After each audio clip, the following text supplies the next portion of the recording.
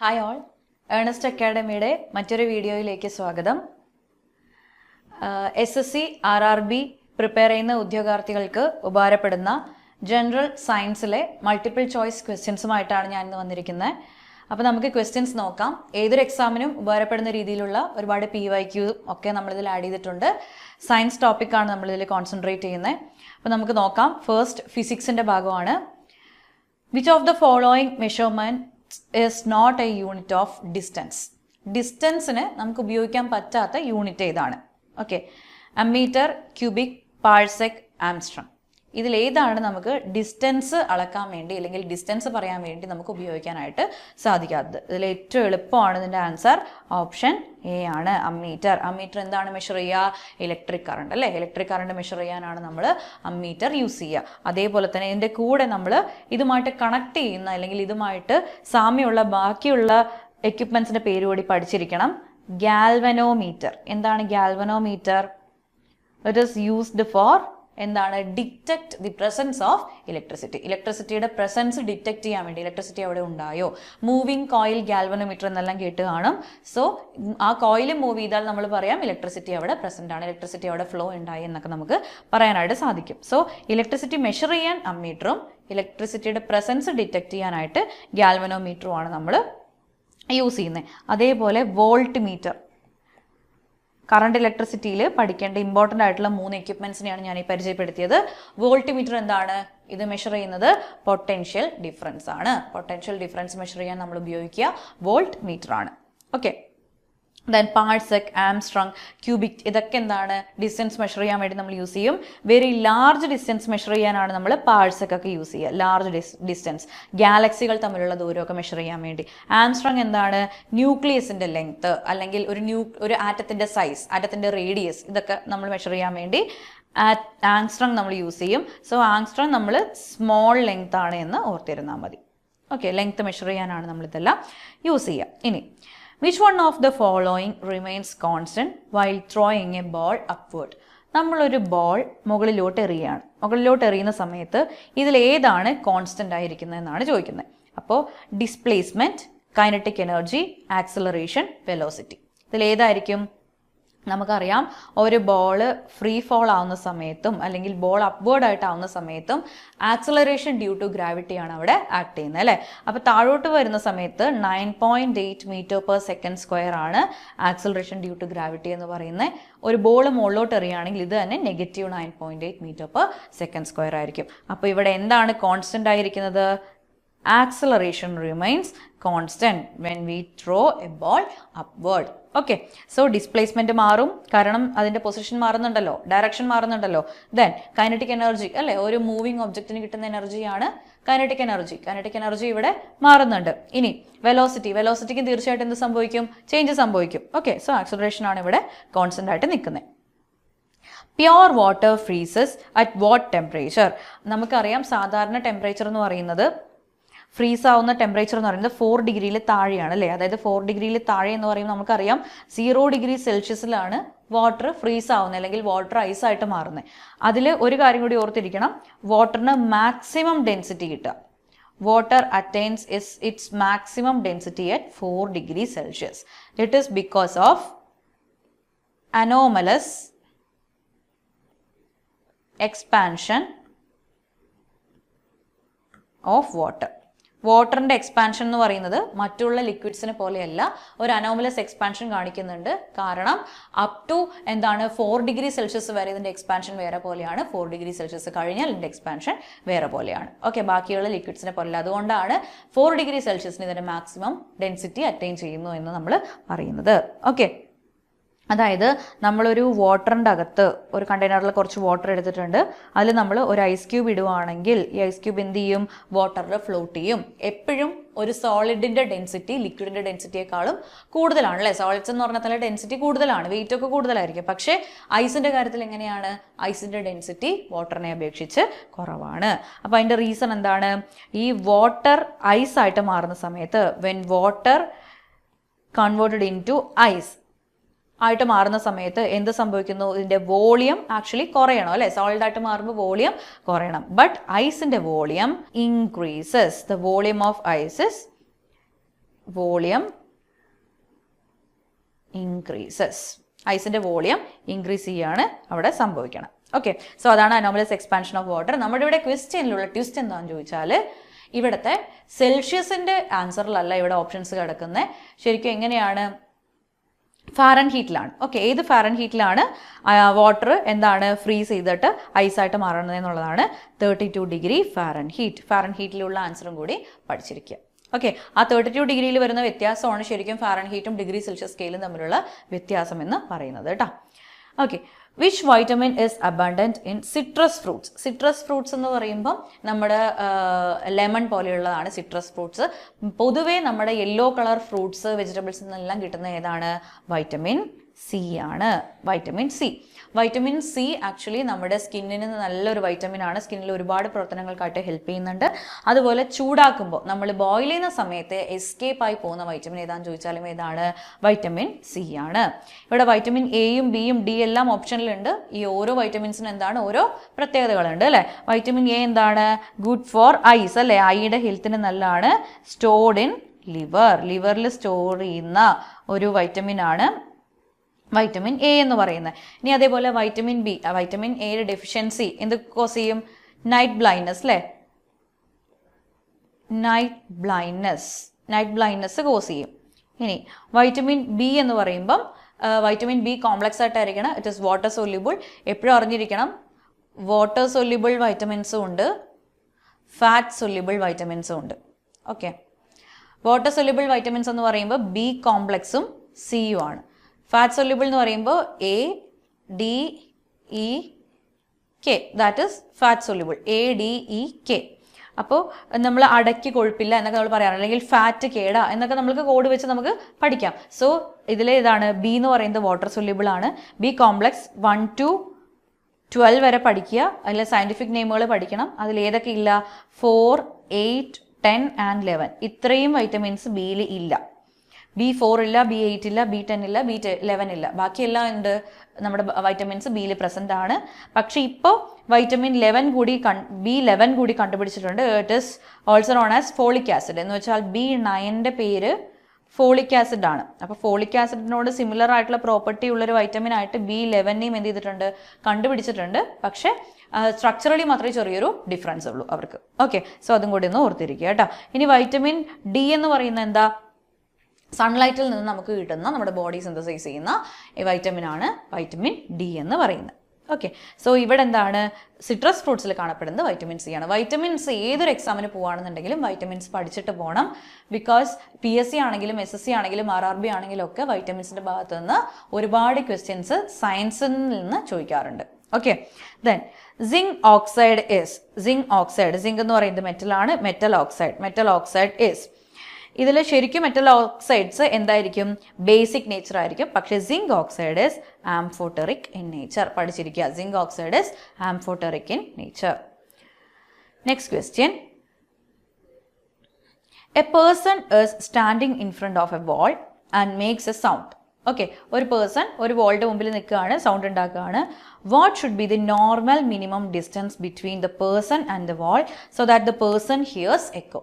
ഒരു person echo, തൻ്റെ സൗണ്ടിൻ്റെ എക്കോ കേൾക്കാൻ വേണ്ട മിനിമം ഡിസ്റ്റൻസ് എത്രയാണ്? അതാണ് ചോദിച്ചിരിക്കുന്നത്. എക്കോ എന്ന് പറഞ്ഞാൽ എന്താ? Repetition of the reflection of sound ആണ് echo. Okay, echo repeated reflection of sound. Reflection എന്ന് വെച്ചാൽ എന്താ? ഒരു സർഫസിൽ സൗണ്ട് വന്ന് പതിക്കുവാണെങ്കിൽ അത് റിഫ്ലക്റ്റഡ് ആയി പോകുന്നു. അതിനെയാണ് നമ്മൾ റിഫ്ലക്ഷൻ എന്ന് പറയുക. അങ്ങനെ റിപ്പീറ്റഡ് ആയിട്ട് റിഫ്ലക്ഷൻ നടക്കണമെങ്കിൽ മിനിമം ഒരു തടസ്സങ്ങളൊന്നും ഇല്ലാതെ, ഒരു ഒബ്സ്റ്റക്കിൾസും ഇല്ലാതെ എത്ര ഡിസ്റ്റൻസ് വേണം? മിനിമം എത്ര ഡിസ്റ്റൻസ് വേണം എന്നാണ് ചോദിച്ചേക്കുന്നത്. It is 17 meters. By heart ചെയ്ത് വെക്കുക. 17 meters ആണ് ഒരു എക്കോ നമുക്ക് കേൾക്കാൻ വേണ്ട മിനിമം ഡിസ്റ്റൻസ് എന്ന് പറയുന്നത്. ഓക്കെ, ഈ എക്കോനെ നമ്മൾ റിവർബറേഷൻ എന്നും പറയും. Reverberation. Okay, next question. A long rail, approximately റെയിലിൻ്റെ നീളം ഇവിടെ കൊടുത്തിട്ടുണ്ട്. എത്രയാണ്? 700 meters ആണ്. Made up of steel is struck to produce a sound. Okay, The person standing on the other end of the rail would hear in which among the following pattern. ശരിക്കും ഒരു റെയിലിൻ്റെ ഒരു ഭാഗത്തുണ്ടാക്കുന്ന sound റെയിലിലൂടെ എന്ത് ചെയ്യും, propagate ചെയ്യും. Sound എന്ത് ചെയ്യും, സോളിഡ്സിലൂടെ propagate ചെയ്യും. Okay, അപ്പോൾ അതൊന്ന് ഓർത്തിരിക്കുക. സൗണ്ടിൻ്റെ സ്പീഡ് ഏറ്റവും ഹൈ ആയിട്ടുള്ളത് എപ്പോഴും സോളിഡ്സിലാണ്. അത് കഴിഞ്ഞിട്ടാണ് ലിക്വിഡ്സ്, അത് കഴിഞ്ഞിട്ടാണ് ഗ്യാസിൽ. അതായത് നമ്മളിപ്പോൾ കേൾക്കുന്ന നോർമൽ സൗണ്ടുകളെല്ലാം തന്നെ സ്പീഡിൽ ഏതിലൂടെ പ്രൊപ്പഗേറ്റ് ചെയ്യും, നമ്മൾ സോളിഡ്സിലൂടെ. ഓക്കെ, മെയിൻലി മെറ്റൽസിലൂടെയൊക്കെ സ്പീഡിൽ എന്ത് ചെയ്യും, പ്രൊപ്പഗേറ്റ് ചെയ്യും. അപ്പം അങ്ങനെയാണെന്നുണ്ടെങ്കിൽ the person standing on the other end of the rail would hear in which among the following pattern. ഏത് പാറ്റേണിലാണ് അതർ എൻഡിലുള്ള ആൾക്ക് ഈ ഒരു സൗണ്ട് കേൾക്കാനായിട്ട് സാധിക്കുക എന്നുള്ളതാണ് നമ്മുടെ ക്വസ്റ്റ്യൻ.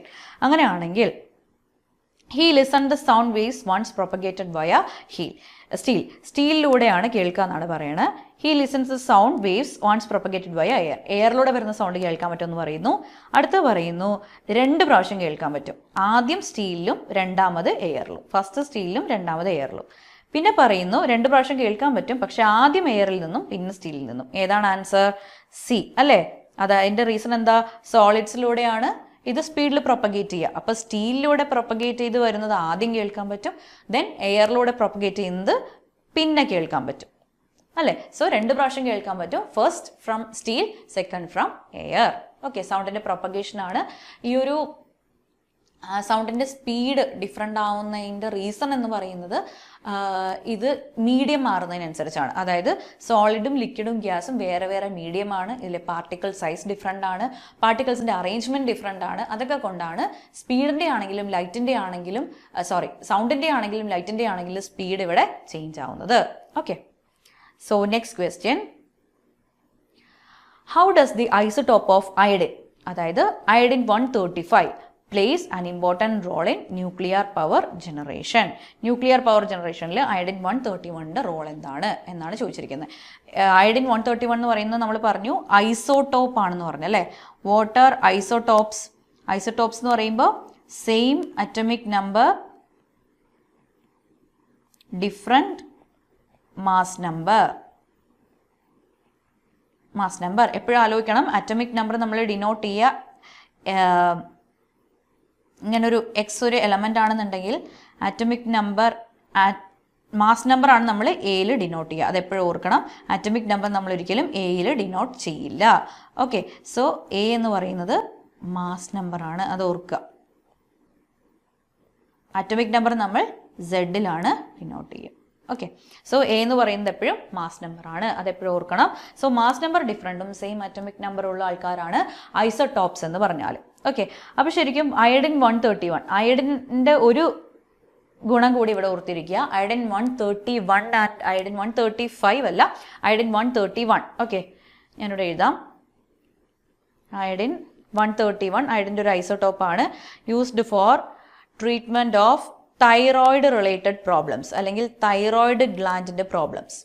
ഓക്കെ, അതായത് തൈറോക്സിൻ എന്ന് പറയുന്ന ഹോർമോണിൻ്റെ ഡെഫിഷ്യൻസി കൊണ്ട് ഒരുപാട് പ്രോബ്ലംസ് തൈറോയിഡ് ഗ്ലാൻഡിനുണ്ടാവും. അങ്ങനെ തൈറോയിഡ് റിലേറ്റഡ് പ്രോബ്ലംസ് നമ്മൾ ക്യൂർ ചെയ്യാൻ വേണ്ടിയാണ് അയഡിൻ 131 ഐസോടോപ്പ് നമ്മൾ യൂസ് ചെയ്യുന്നത്. ഓക്കെ, ഇവിടെ പറഞ്ഞിരിക്കുന്ന ഇതിൻ്റെ റോള് ന്യൂക്ലിയർ പവർ ജനറേഷനിൽ അയഡിൻ്റെ റോൾ എന്താണ്? അയഡിൻ 135 ആണ് ഇവിടെ പറയുന്നത്. ഓക്കെ, സോ നമുക്ക് option A, it is used as a fuel supplement in some of the modern nuclear reactors. Modern nuclear റിയാക്ടേഴ്സിൽ ഫ്യൂവൽ സപ്ലിമെൻ്റ് ആയിട്ട് യൂസ് ചെയ്യുന്നു. രണ്ടാമത്തെ, it is a byproduct of nuclear reaction which kills the neutrons and it inhibits the power of formation. അതായത് nuclear റിയാക്ഷൻ്റെ byproduct ആയിട്ട് വരുന്നു. അപ്പോൾ ഇതെന്ത് ചെയ്യുന്നു?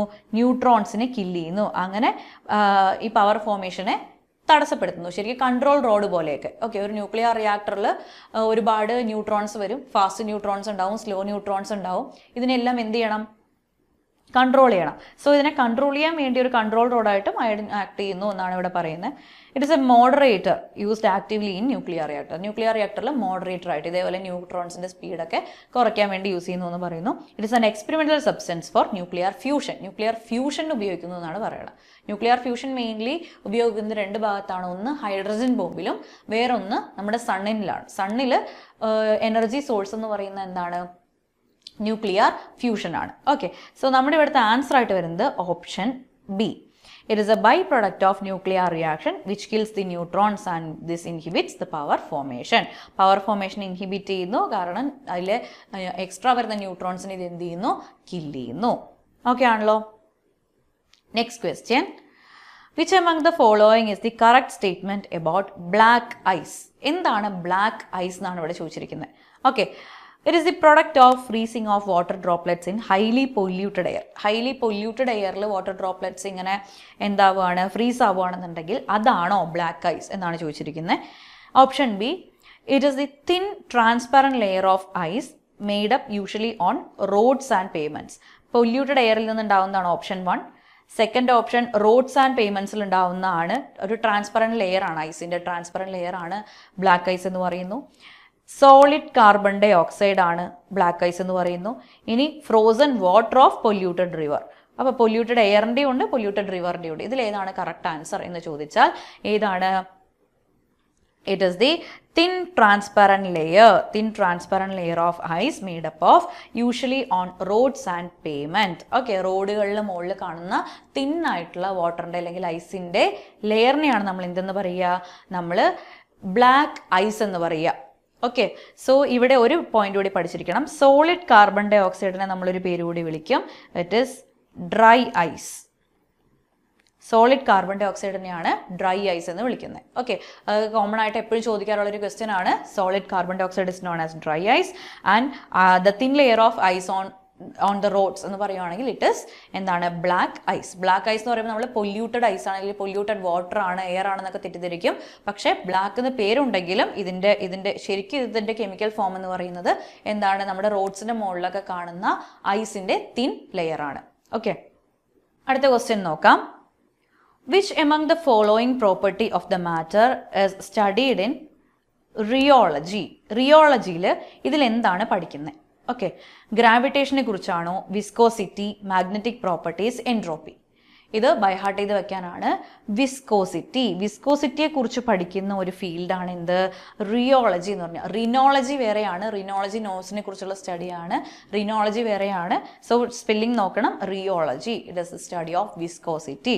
What is viscosity? Viscosity is the force which resists the flow of fluids. അല്ലേ, ഫ്ലൂയിഡ്സിൻ്റെ ഫ്ലോനെ resist ചെയ്യുന്ന ഒരു ഫോഴ്സിനെ പറയുന്ന പേരാണ് എന്ത്? വിസ്കോസിറ്റി. അപ്പോൾ വിസ്കോസിറ്റി കൂടുതലാണെങ്കിൽ അവരുടെ സ്പീഡ് ഓഫ് ഫ്ലോ എന്ന് പറയുന്നത് കുറവായിരിക്കും അല്ലേ. അതായത് ഇപ്പം നമ്മൾ ഹണിയും നമ്മൾ വാട്ടറും എടുക്കുകയാണെങ്കിൽ ഹണിക്ക് എന്താണ്? വിസ്കോസിറ്റി കൂടുതലാണ്. അതുകൊണ്ട് അത് എന്താണ്? ഫ്ലോ ചെയ്യുന്ന ആ സ്പീഡ് എന്ന് പറയുന്നത് കുറയും. കാരണം ശരിക്കും നമ്മുടെ വാട്ടർ അല്ലെങ്കിൽ ഫ്ലൂയിഡ്സിൻ്റെ ടെക്സ്ചർ എന്ന് പറയുന്നത് ഇങ്ങനെ ലെയേഴ്സാണ്. ഓക്കെ, ഇങ്ങനെ ലെയർ ആയിട്ടാണ് ഒരു ഫ്ലൂയിഡ് ഇരിക്കുന്നത്. ഈ ഫ്ലൂയിഡ് ഫ്ലോ ചെയ്യാൻ തുടങ്ങുന്ന സമയത്ത് ലെയർ ആയിട്ട് തന്നെയാണ് ഇതിൻ്റെ ഫ്ലോ സംഭവിക്കുന്നത്. ആദ്യം ഒരു ലെയർ വരും, പിന്നെ അടുത്ത ലെയർ വരും, അങ്ങനെയാണ് ഓരോ ലെയേഴ്സായിട്ട് ഇങ്ങനെ ഫ്ലോ ചെയ്യുക. ഈ ഫ്ലോനെ നമ്മൾ സ്ട്രീം ലൈൻഡ് ഫ്ലോ എന്ന് പറയും. Stream lined flow. So viscosity is the opposing force which resist the എന്താണ്? Stream lined flow of liquid അല്ലേ. ലിക്വിഡിൻ്റെ സ്ട്രീം ലൈൻഡ് ഫ്ലോനെ ഒപ്പോസ് ചെയ്യുന്ന ഫോഴ്സിനെയാണ് നമ്മൾ വിസ്കോസിറ്റി എന്ന് പറയാറുള്ളത്. ഓക്കെ ആണല്ലോ. ഇനി dash fermi is the unit of which among the following. Okay, dash is the unit of fermi എന്ന് പറയാം. അല്ലെങ്കിൽ ഇതിൻ്റെ ഏതിൻ്റെ യൂണിറ്റ് ആണ് ഫെർമി എന്ന് പറഞ്ഞാൽ നമ്മൾ നേരത്തെ ആദ്യത്തെ സ്ലൈഡിൽ കണ്ടതാണ്. ഫെർമി എന്ന് പറഞ്ഞാൽ എന്താണ്? ലെങ്ത് ആണ്. ലെങ്ത്. ഓക്കെ, ഫെർമി എന്ന് പറയുമ്പോൾ ലെങ്ത്തിനെ മെഷർ ചെയ്യാനാണ് നമ്മൾ ഫെർമി യൂസ് ചെയ്യുക. അതായത് നമ്മൾ ന്യൂക്ലിയസിൻ്റെ ഡിസ്റ്റൻസ്, അങ്ങനെ ചെറിയ ഡിസ്റ്റൻസുകൾ നമ്മൾ നോക്കാനാണ് ഫെർമി യൂസ് ചെയ്യുക. Which among the following correct represents parsec? Parsec നമ്മൾ നേരത്തെ ഫസ്റ്റ് സ്ലൈഡിൽ പറഞ്ഞു. Distance between galaxies.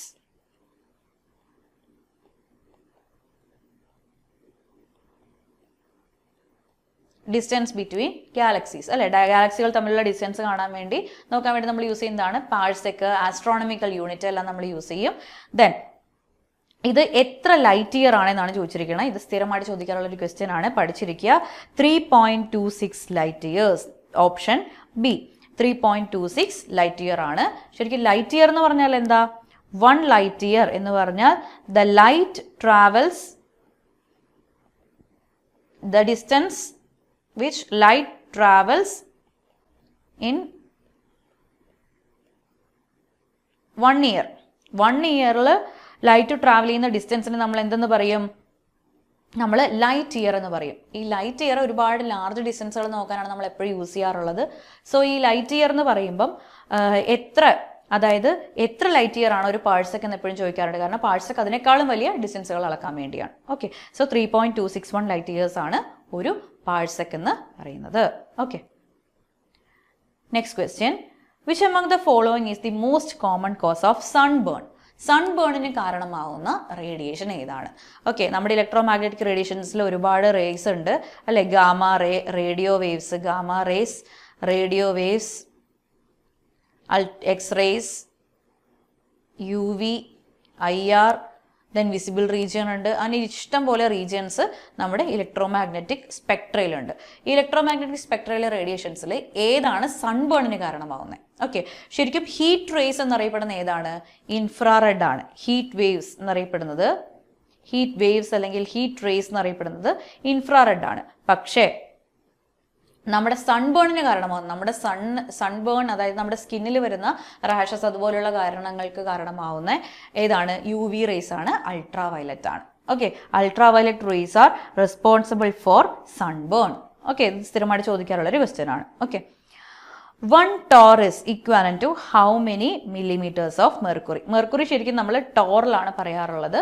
ഓക്കെ, അതായത് 1 torr എന്ന് പറയുന്നത് എത്ര മില്ലിമീറ്റർ ആണ് ചോദിച്ചിട്ടുണ്ട്. It is 1 millimeter. 1 torr is 1 millimeter. Okay. Next question. A vehicle is moving on a circular path experiences. ഒരു ഒബ്ജക്റ്റ്, ഒരു വെഹിക്കിൾ ആവണമെന്നില്ല, ഏതൊരു ഒബ്ജക്റ്റും ഇങ്ങനെ ഒരു സർക്കുലർ പാത്തിൽ മൂവ് ചെയ്യുന്ന ഒബ്ജക്റ്റ് ആണെങ്കിൽ അത് എക്സ്പീരിയൻസ് ചെയ്യുന്ന ഫോഴ്സ് എന്ന് പറയുന്നത് അകത്തോട്ട്, ഓക്കെ, ആ സർക്കിളിന്റെ സെൻട്രലിലോട്ടുള്ള ഫോഴ്സ് ആണ്. It is known as centripetal force. Centripetal force is the force which experience towards the centre of a circular moving body, അല്ലെങ്കിൽ a body moves in circular path. അതാണ് നമ്മൾ സെൻട്രിപീറ്റൽ ഫോഴ്സ് എന്ന് പറയുന്നത്. അപ്പോൾ എന്താണ് സെൻട്രിഫ്യൂഗൽ എന്ന് പറഞ്ഞാൽ? സെൻട്രിഫ്യൂഗൽ എന്ന് പറഞ്ഞാൽ ഈ സെൻട്രിപീറ്റൽ ഫോഴ്സിന് ഓപ്പോസിറ്റായിട്ട് ആക്ട് ചെയ്യുന്ന ഫോഴ്സിനെ നമ്മൾ സെൻട്രിഫ്യൂഗൽ ഫോഴ്സ് എന്ന് പറയും. സെൻട്രിഫ്യൂഗൽ ഫോഴ്സ്, അതായത് ഇപ്പം നമ്മളൊരു ത്രെഡ് എടുത്ത് ഇതിലൊരു സ്റ്റോൺ നമ്മൾ കെട്ടി, എന്നിട്ട് നമ്മൾ ഇതിനെ ഇങ്ങനെ സർക്കുലർ പാത്തിൽ കറക്കുക എന്ന് വിചാരിക്കുക.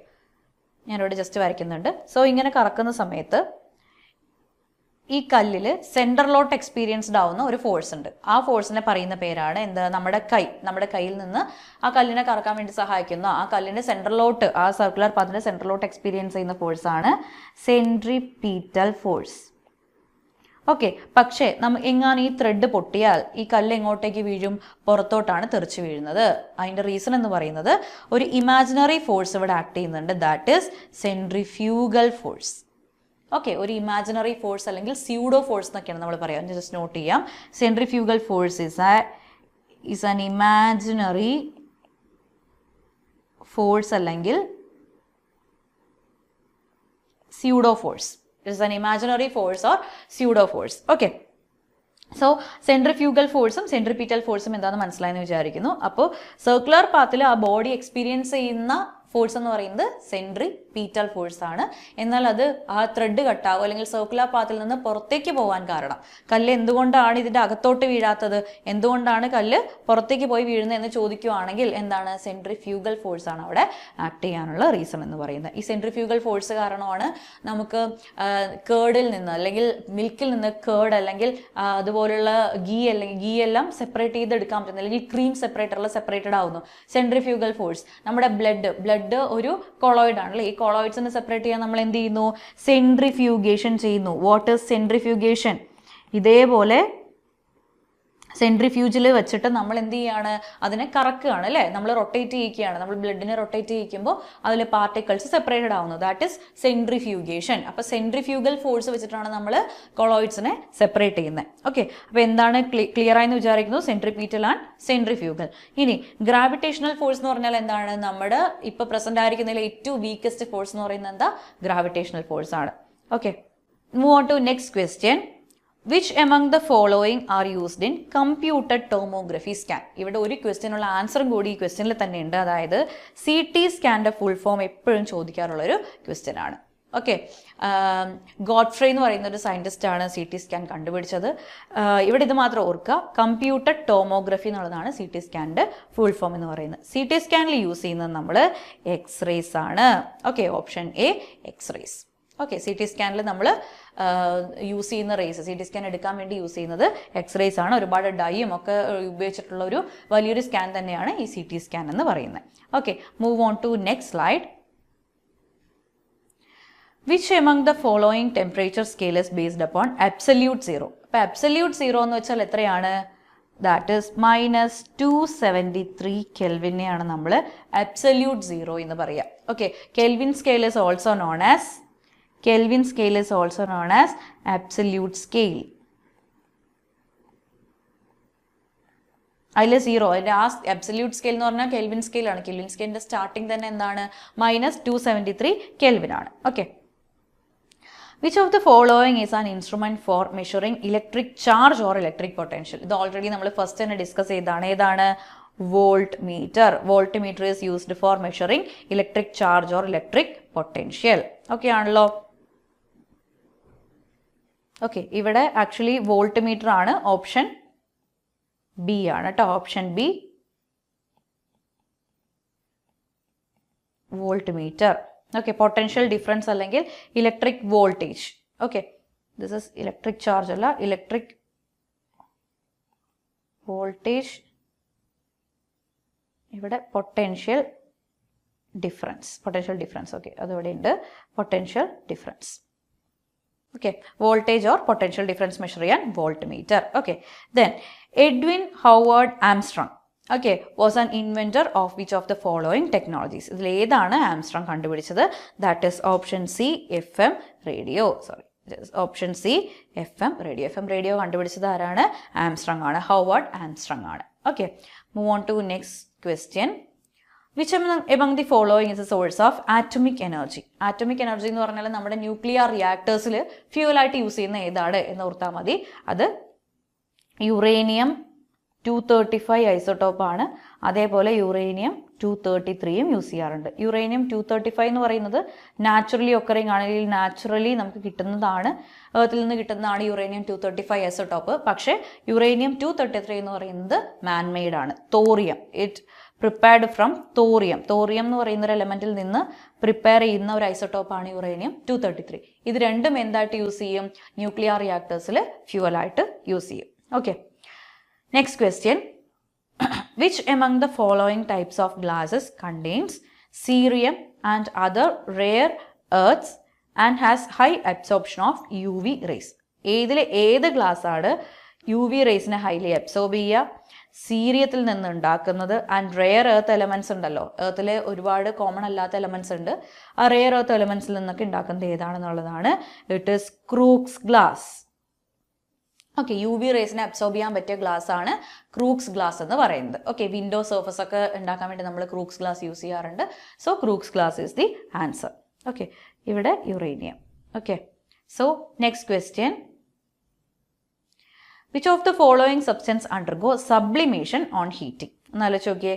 ഞാൻ നേരത്തെ പറഞ്ഞു, അയഡിൻ ഞാൻ നേരത്തെ പറഞ്ഞിരുന്നു, നാഫ്തലിൻ ഞാൻ നേരത്തെ പറഞ്ഞിരുന്നു. ഒരു കാര്യം കൂടി ഓർക്ക്, ക്യാംഫർ. ഏതാണ്? കർപ്പൂരം അല്ലെ, ക്യാംഫർ. അപ്പോൾ ഇതിൻ്റെ ആൻസർ എന്താണ്? ഓപ്ഷൻ ഡി അല്ലെ, ഓൾ ഓഫ് ദം ആണ് ഇതിൻ്റെ ആൻസർ എന്ന് പറയുന്നത്. Okay, then amalgam. What is amalgam? Amalgam എന്ന് പറഞ്ഞാൽ അലോയ് ആണ്. ഏതോ ഒരു മെറ്റലിൻ്റെ വേറൊരു മെറ്റലുമായിട്ടുള്ള കോമ്പിനേഷൻ ആണ് അമാൽഗം എന്ന് പറഞ്ഞാൽ. അപ്പോൾ എന്താണ് amalgam? It is the alloy of mercury. മെർക്കുറിയുമായിട്ട് ഏതെങ്കിലും ഒരു മെറ്റലിനെ നമ്മൾ ജോയിൻ ചെയ്താൽ അതിന് എന്തെന്ന് പറയാം? മെർക്കുറിക് അമാൽഗം എന്ന് പറയാം. ശരിക്കും ഇതിൻ്റെ ഫുൾ ഫോം എന്ന് പറയുന്നത് ഏതെങ്കിലും ഒരു മെറ്റൽ എന്നാണ് ഉദ്ദേശിച്ചേക്കണം, mercuric amalgam. Okay, then next question. LPG is a hydrocarbon consisting of a mixture of. LPG എന്ന് പറഞ്ഞാൽ എന്താ? LPGയുടെ ഫുൾ ഫോം എപ്പോഴും POയ്ക്ക് ചോദിക്കാറുള്ളതാണ്.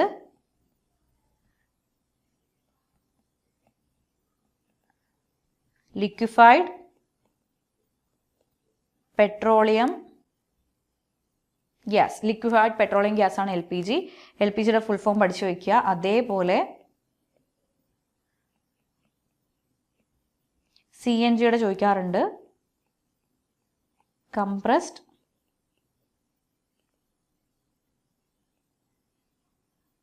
Natural gas. Compressed natural gas ആണ് CNG. സോ ഇതിലുള്ള LPGയിലുള്ള മെയിൻ കമ്പോണൻസ് എന്തൊക്കെയാണെന്നാണ് ചോദിച്ചേക്കുന്നത്. It is propane and butane. LPG, natural gas, petroleum ഇതെല്ലാം ശരിക്കും ഹൈഡ്രോ കാർബൺസ് ആണ്. ഹൈഡ്രോ കാർബൺസ് മീൻസ് നമ്മുടെ ഏത് പ്രോപ്പ് ബ്യൂട്ട് അതിലൊക്കെ വരുന്ന ഹൈഡ്രോ കാർബൺസ് ആണ് വരുന്നത്. അതിൽ ആൽക്കെയിൻ ആണ് മെയിനായിട്ട് വരിക. അതിൽ പ്രൊപ്പെയിനും ബ്യൂട്ടെയിനും. ഓക്കെ, പ്രൊപ്പെയിനും ബ്യൂട്ടെയിനും ആണ് LPG എന്ന് പറയുമ്പോൾ. Okay, so next question is what is kerogen oil? Okay, kerogen oil options വായിക്കാം. Okay, it an unconventional oil produced from the pyrolysis, hydrogenation or thermal dissolution of oil shades. Option B, it is a light crude oil containing in petroleum bearing formations of shales. Option C, it's an unconventional oil produced from the pyrolysis, hydrogenation or thermal dissolution of environmental waste. Option D, it's a new form of vegetable oil prepared artificially in laboratory. ഇതിൽ ഏതാണ്? അപ്പോൾ കെരോജൻ oil എന്നുള്ളത് അറിയാത്ത ആൾക്കാർ ചിലപ്പോൾ option D ആണെന്ന് വിചാരിക്കും അല്ലേ, പുതിയൊരു ഓയിലാണ് ലബോറട്ടറിയിൽ പ്രിപ്പയർ ചെയ്യുന്നതെന്ന് വിചാരിക്കും. ആൻസർ എന്ന് പറയുന്നത് option A, unconventional oil produced from pyrolysis. Pyrolysis ഒരു പ്രോസസ്സാണ്, ഗ്ലൈക്കോളിസിസ് പോലെ തന്നെ pyrolysis, hydrogenation or thermal dissolution of oil. ഓയിൽസിൻ്റെ തെർമൽ ഡിസല്യൂഷൻ സംഭവിക്കുന്ന സമയത്ത് ഉണ്ടാകുന്ന ഓയിലിനെയാണ് നമ്മൾ എന്തെന്ന് പറയുക? കെരോജൻ ഓയിൽ എന്ന് പറയാറുള്ളത്. Okay, then we move on to next slide. Which among the following was first human made plastic? അടുത്ത ക്വസ്റ്റ്യൻ ആണ്, ഇതിൽ ഏതാണ് ഫസ്റ്റ് ഹ്യൂമൻ മെയ്ഡ് പ്ലാസ്റ്റിക് എന്ന് പറയുന്നത്? ഓക്കെ, ഇതിൻ്റെ ആൻസർ എന്ന് പറയുന്നത് first human made plastic is celluloid. Celluloid ആണ് ആദ്യമായിട്ട് മനുഷ്യനുണ്ടാക്കിയ പ്ലാസ്റ്റിക് എന്ന് പറയുന്നത്. ഇതിലുള്ള എല്ലാം എന്താണ്? ഹ്യൂമൻ മെയ്ഡ് തന്നെയാണ് അല്ലെ. ബേക്ക്ലൈറ്റ്, പോളിത്തീൻ, നൈലോൺ ഒക്കെ ഹ്യൂമൻ മെയ്ഡ് തന്നെയാണ്. നാച്ചുറലി ഒക്കറിങ് ആയിട്ടുള്ള പോളിമേഴ്സ് എന്ന് പറയുന്നത് നമ്മുടെ ഹ്യൂമൻ ബോഡിയിലുള്ള കാർബോഹൈഡ്രേറ്റ്, പ്രോട്ടീൻ അല്ലെ, പ്ലാന്റ്സിലുള്ള സെല്ലുലോസ് ഒക്കെ നാച്ചുറലി ഒക്കറിങ് പോളിമേഴ്സ് ആണ്. ഇവിടെ സെല്ലുലോയിഡ് ഉണ്ടാക്കിയ സയന്റിസ്റ്റിന്റെ പേര് പഠിച്ചിരിക്കുക. അലക്സാണ്ടർ പാർക്സ് 1855 സെല്ലുലോയിഡ് ഉണ്ടാക്കിയത്. Okay, the new discovery found use in photographic films. Photographic films use ചെയ്യുന്നുണ്ട്, but it could not be used for making containers or insulators for electrical circuits. ഒരിക്കലും electrical സർക്യൂട്ടുകളിൽ ഒരു insulator ആയിട്ട്, electricity conduct ചെയ്യാൻ പറ്റാത്ത രീതിയിൽ ഒരു ഇൻസുലേറ്റർ ആയിട്ട് ഉണ്ടാക്കാൻ വേണ്ടി നമുക്ക് സെല്ലുലോയിഡ് ഉപയോഗിക്കാൻ പറ്റില്ല. ദ ഫസ്റ്റ് ട്രൂ പ്ലാസ്റ്റിക് എന്ന് പറയുന്നത് ശരിക്കും എന്താണ്? പ്ലാസ്റ്റിക് എന്ന് പറഞ്ഞാൽ എന്താ? ഒരു ഇൻസുലേറ്റർ ആണ് അല്ലെ. പക്ഷെ ആദ്യമായിട്ട് ഉണ്ടാക്കിയ സെല്ലുലോയിഡ് എന്തായിട്ട് ആക്ട് ചെയ്തില്ല? ഒരു ഇൻസുലേറ്റർ ആയിട്ട് ആക്ട് ചെയ്തില്ല. ഓക്കെ, ബിക്കോസ് അത് കറക്റ്റ് ആയിട്ട് ഇലക്ട്രിസിറ്റി കണ്ടക്ട് ചെയ്യാതിരുന്നില്ല, ഇൻസുലേറ്റർ ആയിരുന്നില്ല. പിന്നീട് വന്ന ദ ട്രൂ പ്ലാസ്റ്റിക് എന്ന് പറയുന്നത് ലിയോ ബേക്ക്ലാൻഡ് ആണ് ഉണ്ടാക്കിയത്, അതായത് ബേക്ക്ലൈറ്റ്. അപ്പൊ ട്രൂ പ്ലാസ്റ്റിക് ഏതാന്ന് ചോദിച്ചാൽ ബേക്ക്ലൈറ്റ് ആണ്. പക്ഷെ normally first human made plastic എന്ന് പറയുന്നത് സെല്ലുലോയിഡ് ആണ്. ഫസ്റ്റ് വേൾഡ് വാറിന്റെ സമയത്താണ് ഇത് കൂടുതലായിട്ട് ഉണ്ടാക്കിയത്. പോളിസ്റ്റൈറീനും PVC, ഓക്കെ, പോളിവിനൈൽ ക്ലോറൈഡ്, ഇതൊക്കെയാണ് കൂടുതലായിട്ട് ഇൻസുലേഷന് വേണ്ടി യൂസ് ചെയ്ത് വന്നുകൊണ്ടിരുന്നത്. ഈ നൈലോൺ ഉണ്ടാക്കിയത് എപ്പോഴാണ്? 1930s. ബൈ 1950s പ്ലാസ്റ്റിക്സ് ഇത്രയും കോമൺ ആയിട്ട് ഉപയോഗിക്കാൻ തുടങ്ങി. 1950s മുതൽ പ്ലാസ്റ്റിക് ഇത്രയും കോമൺ ആയിട്ട് ഉപയോഗിക്കാനായിട്ട് തുടങ്ങി. Okay, next question. The potassium graphite and calcium graphite can be mostly used in which of the following? ഏതിലാണ് പൊട്ടാസ്യം ഗ്രാഫൈറ്റും കാൽഷ്യം ഗ്രാഫൈറ്റും യൂസ് ചെയ്യുക? ഓപ്ഷൻ സി ആണ് പഠിച്ചു വെച്ചേക്കുക, സൂപ്പർ കണ്ടക്ടേഴ്സ്. സൂപ്പർ കണ്ടക്ടേഴ്സ് ആയിട്ട് നമുക്ക് യൂസ് ചെയ്യാനായിട്ട് സാധിക്കും പൊട്ടാസ്യം ഗ്രാഫൈറ്റും കാൽഷ്യം ഗ്രാഫൈറ്റും. ഇനി which among the following minerals are also known as horn silver? Okay, ഇതിൽ ഏതാണ് ഹോൺ സിൽവർ എന്നറിയപ്പെടുന്നത്? അറിഞ്ഞിരിക്കുക, silver chloride, PbCl2, silver chloride. Silver ക്ലോറൈഡിനെ നമ്മൾ ഹോൺ സിൽവർ എന്ന് പറയാറുണ്ട്. ഓക്കെ, അതേപോലെ ബ്ലാക്ക് ഡയമണ്ട്, ബ്ലാക്ക് ഗോൾഡ് എന്നൊക്കെ അറിയപ്പെടുന്ന ഏതാണെന്ന് അറിഞ്ഞിരിക്കണം. ബ്ലാക്ക് ഗോൾഡ് എന്നറിയപ്പെടുന്നത്